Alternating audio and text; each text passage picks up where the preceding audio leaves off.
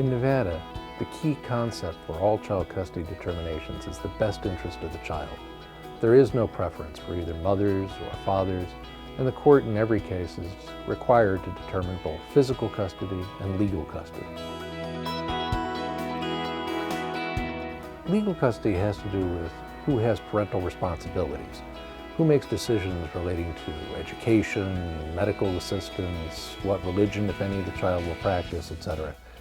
Physical custody means who has actual physical control of and responsibility for the child on a day-to-day basis.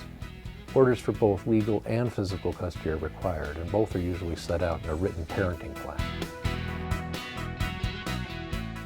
Parents are encouraged to work together to try to reach the best accommodation for their children. If they can't, or if they won't, the court will decide. Usually this requires an attempt at mediation, either through the court's annexed Family Mediation Center, or FMC, or privately, with a mediator trying to get the parents to reach an agreement as to both physical and legal custody.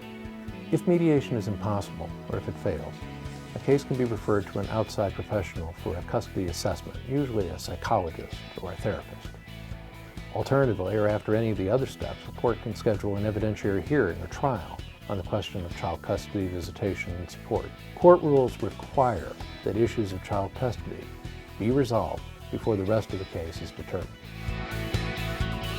Yes, child custody and visitation are never truly finished, and the orders can be altered at any time until a child's emancipated.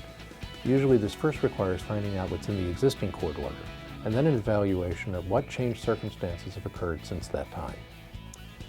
Usually, once a given fact has been litigated and resolved, it can't be raised in any later child custody determination for a second time.